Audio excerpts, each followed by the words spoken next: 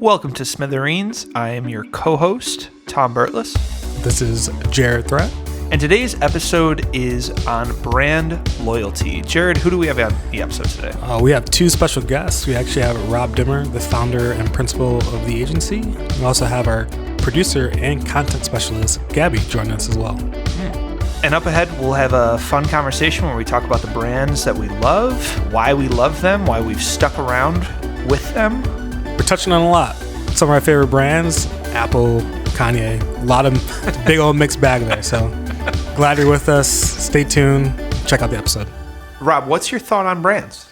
Well, brands or brand loyalty, which is apparently what we're talking about. But I think it's interesting that I think it's easy to have brand loyalty with products or services, I suppose, but specifically products that you use like every day. Okay. Or regularly, like you rely on. Like so what? Like hair product or soap or like true necessities, I suppose. Sure. Because you're getting more use out of them. So you think like maybe a stronger, or maybe not even stronger, but a quicker bond forms? Yeah, there, you're also like reliant. Okay. You're like, because if I don't have this, then it might be I look like this or I feel like this and I want to be this. Sure. And Okay. I guess it's a fair point. Does anything in your life in those kind of like qualifications ring, like a brand that you're thinking of right now that rings true for that kind of a thing? Something that you use every day or as part of like a routine or something? I mean, yeah. So like a hair product. You want me to talk about the Yeah. Are you sponsored by He someone? doesn't want Can't people talk to know about what it? he uses. Yeah. I mean, yeah, we need to. Are there ad dollars on the line? I don't think ad dollars, but I guess to your point, me personally, I feel like if we use soap as an example, like I use many of different body washes, and so like I think that like Wait. Like at once? no, I mean like if when I run out of one, I don't go back and I don't have to buy the same brand or the same kind. All right. So So I guess to my point is I feel like at a certain dollar amount, or at least to like I'm not brand loyal to like Dove, you know, Okay. or Old Spice. Like Good. Is it like what's the factor then? Is it like cost? Is it if like something's on sale? If it's like, oh, I've tried this before and didn't like it, or I like this like a line of something? I feel like for your everyday needs, I think it's like cost is one thing, and like how well did it kind of serve my purpose? Like if I'm buying this body wash because I have extremely dry skin, did it correct itself? Did I feel Sure. better using it or not? Yeah. If not, then I'm on to like the next thing. But I guess to your point, if you find something that does work for your needs, you might be more amped to like stay with it, you know? Yeah, and I'm not sure it's actually brand loyalty. Yeah. That what I'm talking about. I think that brand loyalty can exist in what I'm talking about, but like something that's born out of more of a need or a routine, Yeah. I think is like a different degree of loyalty Sure. to a brand, right? Like, because I have the same deodorant or I have the same whatever Right. that I'm using on That a you've daily been using basis. for years or something like I that? actually changed a lot. I'm not that loyal. Not a lot, but like, Okay. but I know lots of people do, and I just thought it was Sure. an interesting. I was just trying to look at it like a little differently because it's easy to be like, I love Nike and I only buy Sure. Nike and I don't like Adidas or something like that. Yeah. No, I get it. Yeah, I think you know sneakers play like you know they're. I feel like you can actually people actually draw lines in the sands of like what they rock and what they don't rock. Like you know if you're Talking about rock, Tom, getting excited. if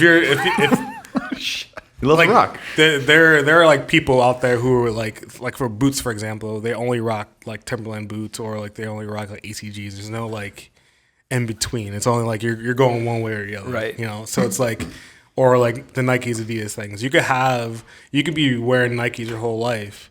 And like if Adidas has a better shoe for what you need that shoe for, like you still wouldn't do it.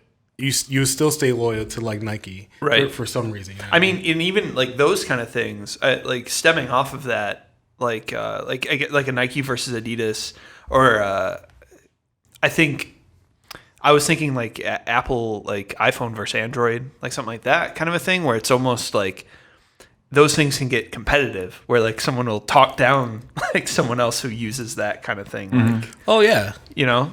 But why do you think that is? Like, do you think it's just the perception of people think like you're that much cooler because you have that product? Like, do you really care if I wear Nike or Adidas? Is that does that perception? Do I give out that perception of like I'm that cooler because I'm wearing this particular brand? I mean, I guess it depends on who you are. I guess it depends on who you that depends like. on the person. Like I've been like an Apple devotee for probably about like 10 plus years at this point.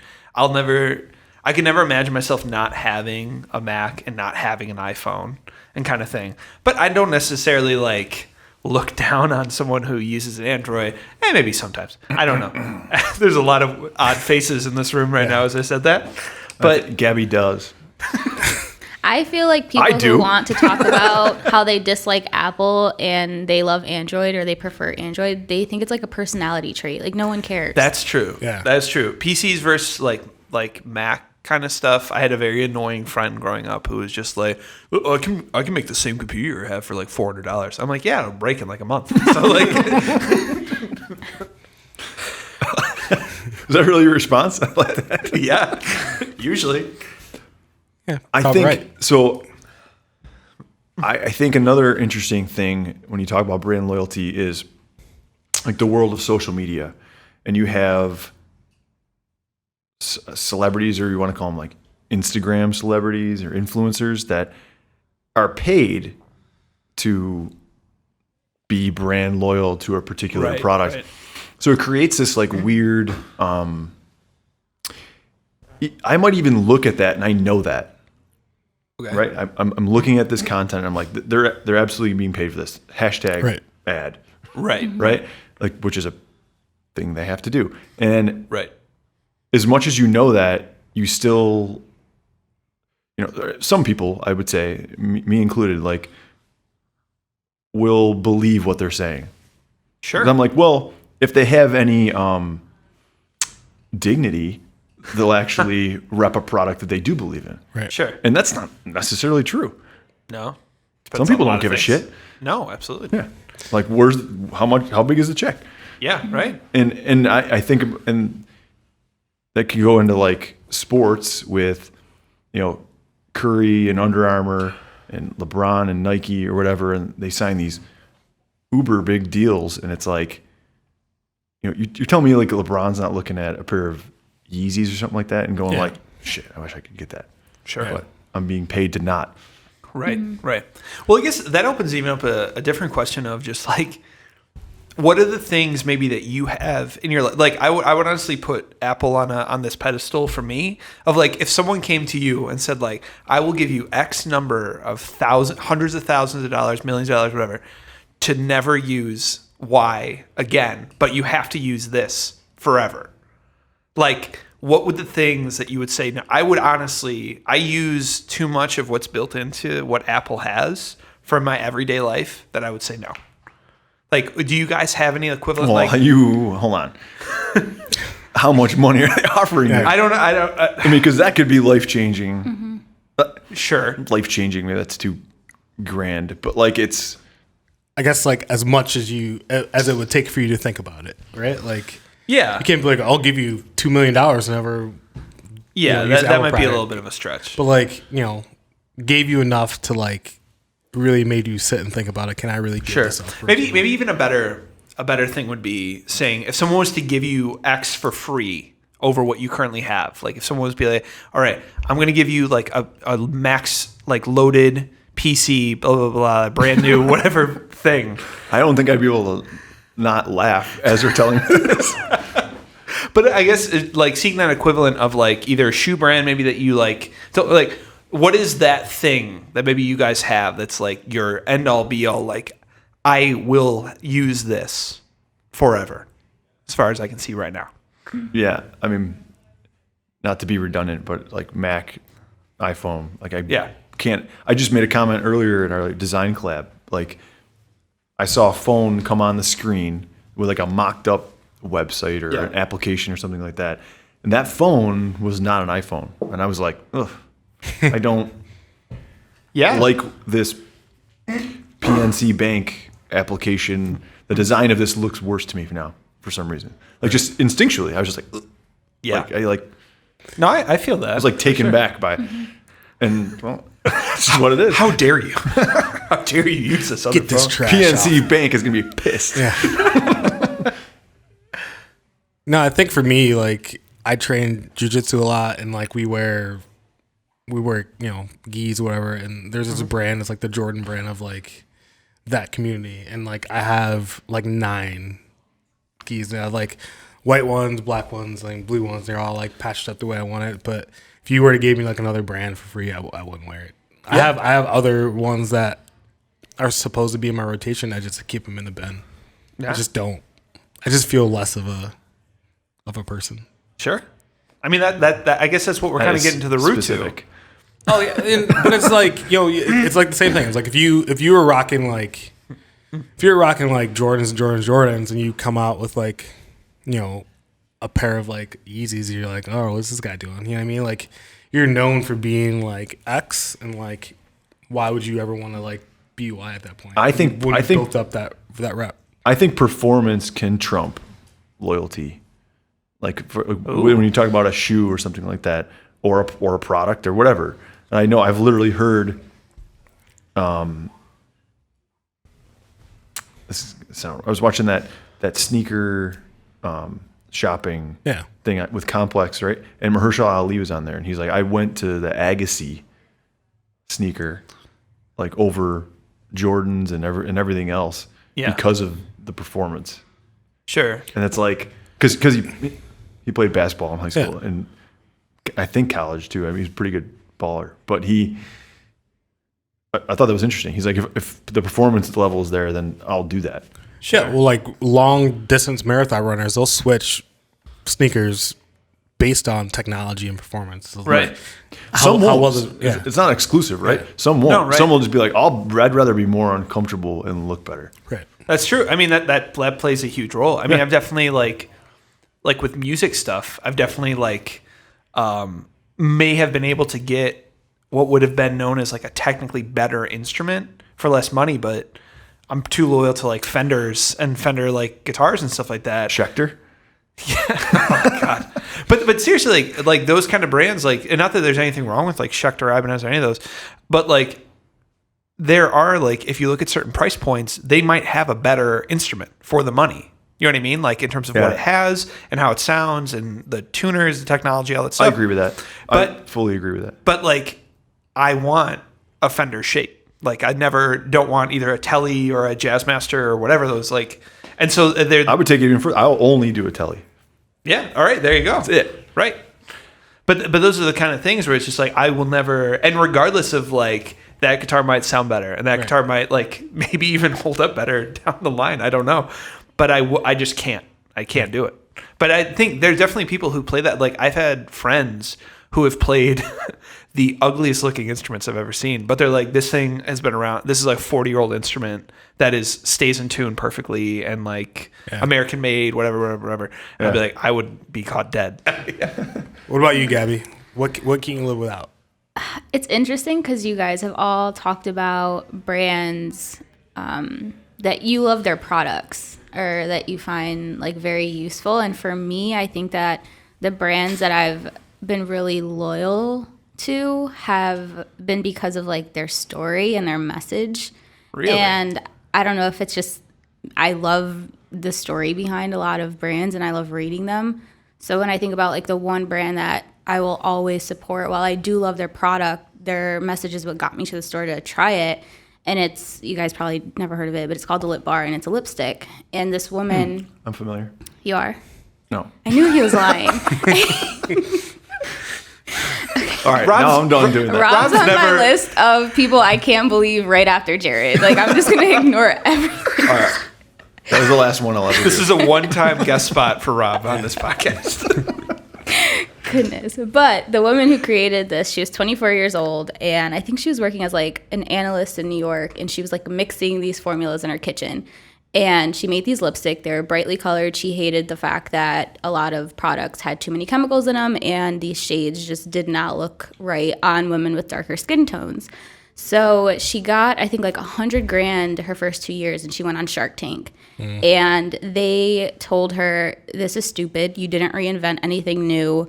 Brightly colored lipstick on, women your color, you're going to look like colored cockroaches. I do know this. I saw it on Shark Tank. Okay. And then he said, you'll do really well in the clown market. And not only were these comments like extremely racist and offensive, it was just, what? Is that Mr. Wonderful? Who's that? That's one of the guys on Shark So Tank. Jared calls himself that. But it was one of those guys, and it made me realize just how effed up. Like, not only does this woman have a great product, and not only is there a need for it on the market, but it kind of like showed me how, you have a black woman because she's 24, she comes up with this idea, and it's like, no. And then I think about this dude who started the Fire Festival, and he had no idea. He had nothing. And you have investors willing to throw millions of dollars because he's a young white guy. And it was so frustrating to me. For sure. So in those years, she kept doing it. The company's worth, like last year, it was worth like a little under 500,000. And it's now in like almost 200 Target stores. And so you can get it anywhere. Wait a minute. Hold on. It went, so, I mean, how long ago was that? It was 500? This was in 2015. Okay. That she was on I thought it was Shark like Tank. just. No. That And is like a whole. But in 3 years, she went. It's worth like it's probably over 500,000 now. That was like last year when I last looked into it. But it just is. Yeah. It's crazy to me just to. I really loved her story of just like being that woman. She's the underdog. I love underdog stories, and so I went there. I tried it, and like the product is phenomenal. You guys probably don't wear lipstick, but like. Matte lipstick is always like crusty. Rob likes to pursue that every once in a while in the office. Well, you guys have wives and girlfriends, so if you want to buy her something that she probably hasn't tried before, it's a great lipstick. So that's one of those things. Like I love looking at brand messaging, and even with the Nike thing now, I think it's made people talk, and I think that it's really interesting now seeing this.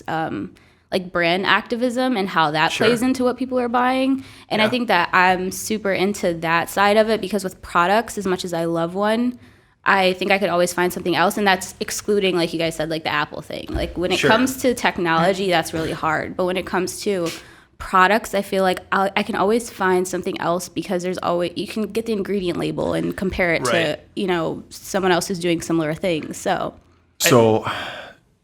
that's a really good story, and I think you're personally affected by a number of different things. Mm-hmm. So like the ingredients that make up that story, right, are what tie you to that brand. Which is like, I think across the board, there's some ingredient like this works for my style. This works for whatever it is. But like you, I guess I just want to pose a question to you. If someone came to market with like, let's say a slightly better product, would you for cheaper?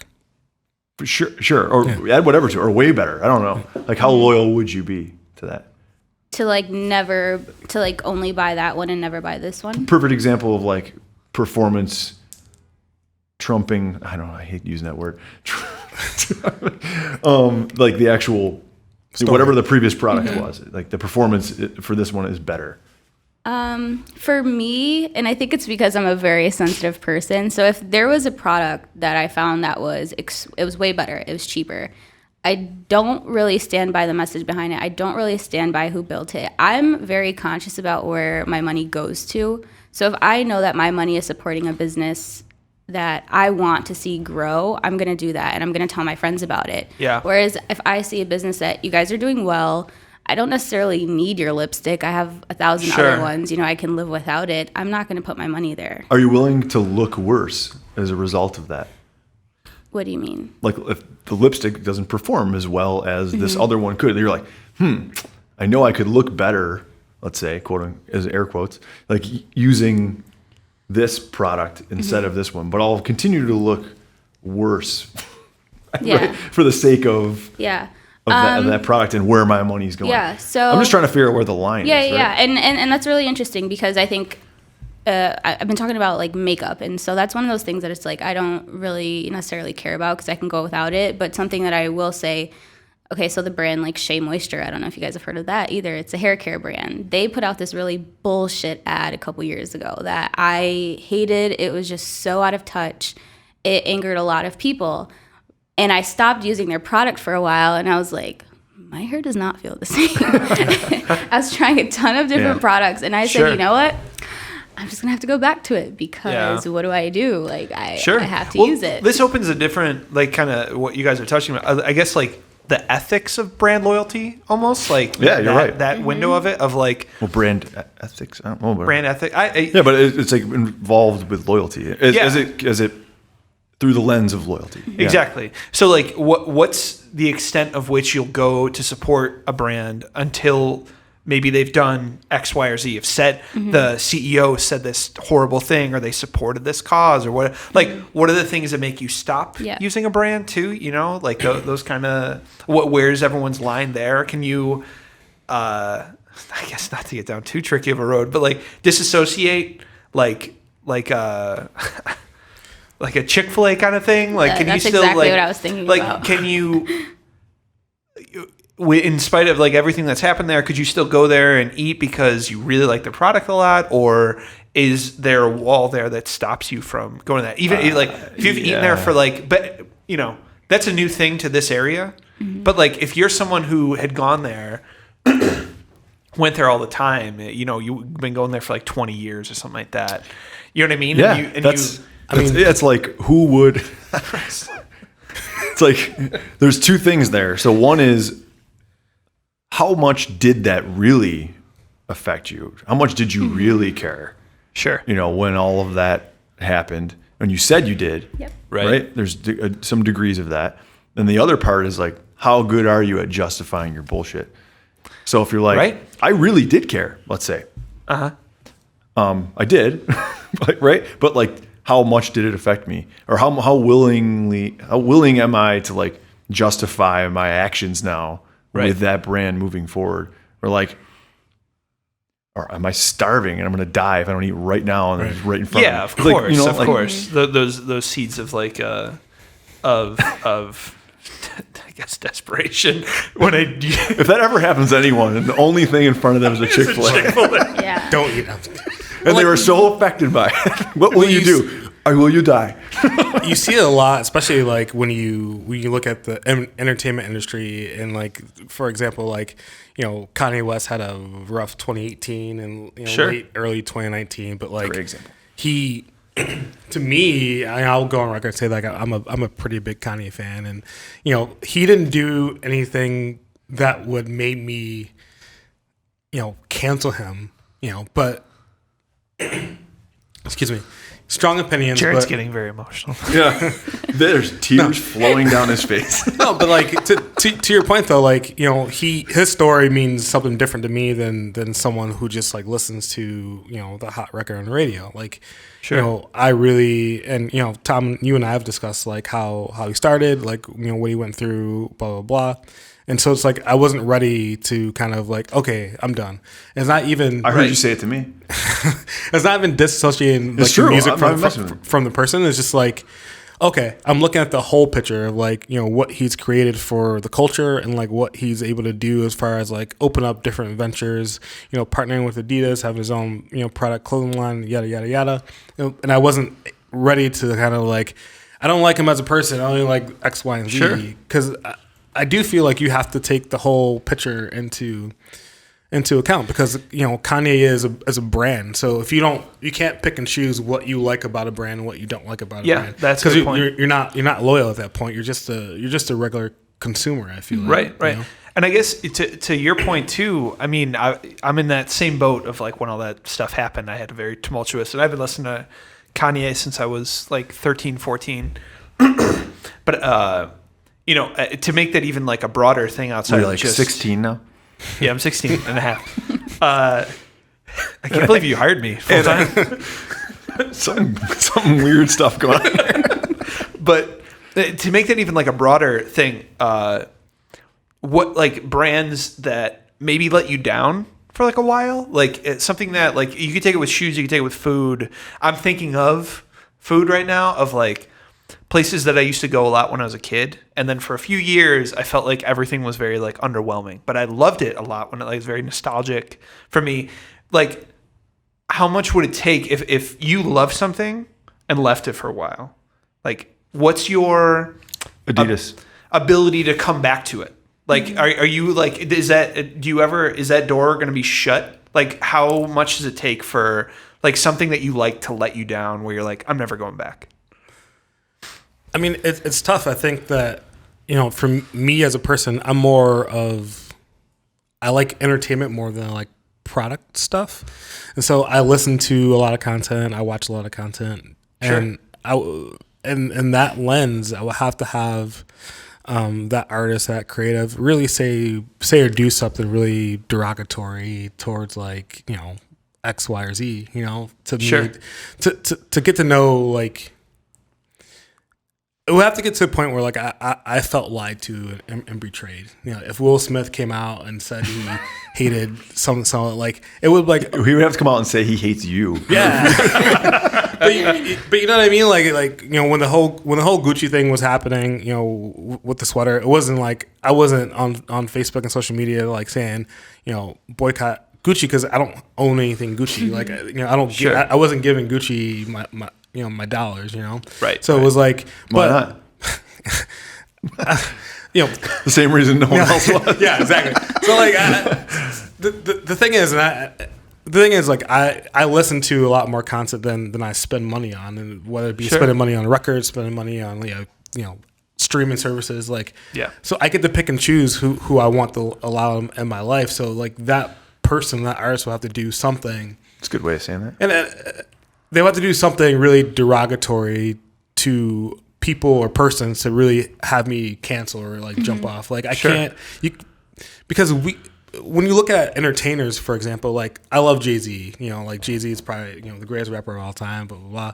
I think Kanye West is the greatest, creative of all in our generation. But, when you look at these two people, they both were able to do great things, but I feel like Jay-Z has been he's taken so better care of the way he positions himself when he's out and about. You know what I mean? Like, Sure. You don't ever hear of anything negative because, him and his, well, not really, but like, Elevator. but like his team controls that. Where I feel Kanye just gets in his car and does whatever he wants. And so it's like, Sure. I can't trust what I don't know, and I don't really know a lot what goes behind Jay-Z's like Sure. business dealings, his closed door things. So I can't be like I'm going to sell out for him, and I'm not going to sell out. Yeah. It's a roundabout way of saying is that people position themselves as brands, and people who are really good are really careful what they allow you to allow you to see. So Sure. I can't cancel something that I don't know. You know what I mean? So like Right. you'll have to be out facing the public and say something that's really, really Sure. derogatory. Just an not to get off topic here, but to react to what you said, in the comparisons between Jay-Z and Kanye, you could argue that, because I know we could probably have our own Kanye cast for Jared here, but I'll indulge you for a minute. Kanye is like arguably his antics are part of his brand. 1,000%. Yeah. Jay-Z's lack of antics are part of his brand. Yeah, His like what he does behind closed doors, like why he's always Sure. so poised, why like it's Yeah, like yeah. he has it all together, right? and Jay-Z has done a lot of things for the community, but there was a time when people would get on his case because people didn't know he was doing things, and so like he got a lot of shit because people weren't like, where are you at on this issue? And he was like doing things, but he wasn't letting people know he was doing things. So Right, like right. it's like He wasn't solidifying Yeah. a position. yeah, or he wasn't, taking he a wasn't stance. bragging. He wasn't letting people know that, hey, I'm really out here kind of trying to help the community until like people were coming up, Jay really helped me out during X, Y, and Z. So like it's a slippery slope, I guess. It's like, Sure. how much do you want your brand to kind of be on the front lines of things? And like, to me, it's like, I don't know. I really don't know. Sure. I guess, Gabby and Rob, a similar kind of question of like, something that, maybe you haven't been down this road, but I have to feel that we all have of like, something you love that you've had for a long time that has let you down at some point, and do you come back to it, or do you kind of just once it's hit that mark, just say, I'm done, I'm just going to find something else? Yeah. I mean, I guess I have a couple answers for that. Like, one is like food. Like, fucking cheese let me down. I ate it my whole life, and now I'm lactose intolerant, so I can't go back. Rough. So, That's rough. but on another note, it's really hard. Some things that I just can't forgive. The R. Kelly thing. In no way am I ever going to forgive or support someone who has sexually assaulted and abused young girls. Sure. Anyone. Of course. Sexual assault is just something that I will never forgive you for, especially when you're an adult. You are very aware of your actions. I just can't. But I think that because we're in an age of this cancel culture, which is a huge buzzword right now, for me, I guess I am a forgiving person, but I need to see that you are genuinely aware of what you're saying, what you're doing, the impact that it has on the community. So something like I don't want to keep talking about Kanye. With Kanye, it's kind of like, I'm going to use a different example because we could go on about Kanye for forever. But there are a lot of celebrities At least one of us could. there are, when you see, okay, do you guys know who Brother Nature is? Probably not. No. Okay, he's this young kid from the Bronx who like went Instagram and Twitter famous because he loves animals, and he'll like post videos of him like hugging tigers and stuff and playing with deer and all that stuff. Yes. So tweets came up where he said the N-word when he was like 13. And so things like that, it's like, you were a dumb kid. You probably know you shouldn't have said that. And Sure. For those things, it's like I can forgive you for because we've all made stupid mistakes. But Right. I think that if it's someone who like you really love, so if I really love a celebrity and they say something like really offensive, and either they're, just completely unaware, ignorant to what they said and why it was offensive, for me, it's like I want you to come out and say that you know why this is wrong, why it's wrong. And me as a consumer and as a fan, as a supporter, I'm not going to just ignore that. I'm going to also take it upon myself to have a conversation with the people around me to talk about, why that's a problem. So, no matter who you're a fan of, if they do something wrong, you can't just like turn a blind eye to it. So if you love Chick-fil-A and you're seeing, all the problems that people are having with Chick-fil-A, and you just completely ignore it and eat your chicken sandwich under the table because you don't want anyone to see you, it's like, And like, how good is it? Come on. Right. It's like, not. And if you do, and like, it's not good. You know what? We're going to pivot right now. yeah, it's Wait, not I have something similar to you. And my reaction about like a brand letting me down that I just continue to be relatively loyal to, like similar. Kith. Absolutely not. Never. The NFL. Yep. Yeah. Like, how many of those guys, how many things have been covered up by teams that never made it all the way up? Right. How many things have been covered up by whatever, their team that they have hired around them to keep it. NFL's sick, man. And the NFL, like, just, even like didn't they reinstate Ray Rice? Yeah. But they just knew no team would pick him up. It's like, crazy. Right? Ray Rice would have got he, like 2 or 3 game suspensions. They put it like back on the teams to like, well, you discipline them, not us. Like, because our product is way too important into having the most talented people on the field, despite the fact that they may have killed someone or raped someone or whatever. Yeah. Or hit their kid, and everyone's just like, but at the same time, like as time goes by, we like kind of forget things. And then it's like, well, it's not in the forefront anymore. But I guess, dude, who's the other dude from the Ravens? Who's the linebacker? Why can't I think of his name right now? Ray Lewis. He fucking killed a guy.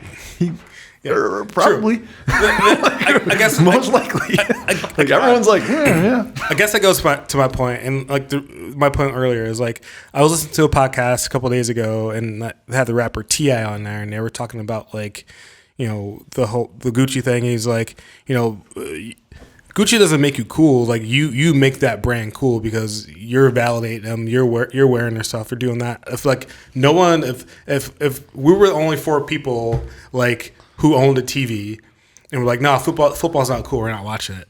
Like everyone else is not going to watch it. So like I feel like we as a community like we watch football because we think everyone else is watching football, so we watch. So like we're in the know, so we don't have FOMO. So like it's just like this cycle of like, oh, everyone else is watching, I gotta watch it, you know? Sure. So it's like outside influence. Yeah, exactly. So there's so much more. I feel like the huge part of it is like we pick brands and brands that we support based on the perception that we get from the outside. Like, you know, Sure. Are these Pumas really that cool, or are people gonna think I'm cool because I'm rocking Pumas? You know, like Right. Or like I'm rocking this Tiffany necklace, but do I really like it, or is it people gonna think I'm wealthy and status because I'm rocking this? You know, And like to piggyback off that, like it almost like I guess being forced brands to convey legitimacy even sometimes. Yeah. And I'll kind of pivot back to music stuff of like how many shows do you play with guys that had the big like stacks of amps and stuff? They didn't need that. Mm-hmm. But there's like a visualization of just like, well, they have like those guys must be legit, like an almost instinctual thing if you know stuff about music or you're part of like various scenes of music of hardcore or pop punk or whatever, and seeing someone with that where it's just like, oh man, like they've got a backdrop thing or whatever, like these guys must be legit before they even like play a note. Yeah. You know? Yeah, and bands get signed from not even playing shows. Yeah, exactly. From just the music that you may or may not have recorded, I'm listening to it. I don't know if you even can do this or not. But exactly. We'll sign you. To that other point that you were making, Jared, when to bring it back a little bit to like what we do and like creating a perception for your brand, and the brand cultivates a lot of what they want, who we want to wear this, who we want to listen to our music. Right. It's all just, it's created by them. Not across the board. In some cases, just like, well, we didn't see this community latching on to this to our brand, but sure, we'll take it. Right. But whether it's like the content that they put out and ads or whatever, it's like we have to do that a lot as well, where we can't show a client like a potential logo mark or a website or something like that without like showing it in a contextual application. It's like see it on a laptop, see your logo stamped on the side of a building or whatever. Or you need to see that in order so I know all the ways it can be done and I can see it in the real world or whatever. Right. I think most of the projects that I get jazzed about is like working with like new companies, new branding stuff, because we always ask the question like, who are you? And that's what we're really trying to get into. And like, who are you and why are you doing this? Like, like what's your why is what everyone says. And, it's like, because if you start this company in 1970, we want you to have the same why in 2020. You know what I mean? So that like, and things might shift along the way of like your product lines and stuff like that. But like, we always want you at your core to have your values kind of set and like really guide your company by that. So like when you see a company like Nike and Apple who have like really big years of longevity is because like Nike was releasing ads of Charles Barkley like being a bully and like doing things outside of the box and they've always kind of done that. They always kind of follow their own trend of like, we're gonna do this. This is who we are. We're gonna do this. If you don't like it, that's cool. If you like it, that's awesome. But like, I feel like brands who really and if no one likes it, they'll change it. Yeah, for sure. You got a company for much longer. Yeah, exactly. But like, at the core of it, you want to align yourself with a brand that's always going to be that brand. That's why like, I like the people who I like because I felt like they never changed. You know what I mean? Sure. Yet Kanye was still just as crazy in 2006 as he is in 2019, but he didn't switch up, I wish he would like read more, but like he hasn't switched. I was listening to this podcast. I know this podcast. I'm cheating on not this. I only can listen to this podcast now. I'm moving forward. It was about like decisions that we make, and I'm no scientist. But from what I've heard, like scientists are changing their tune on like the idea of like free will, because as much as we have our own thoughts and our own decisions, we're influenced by so many different things, whether it's Sure.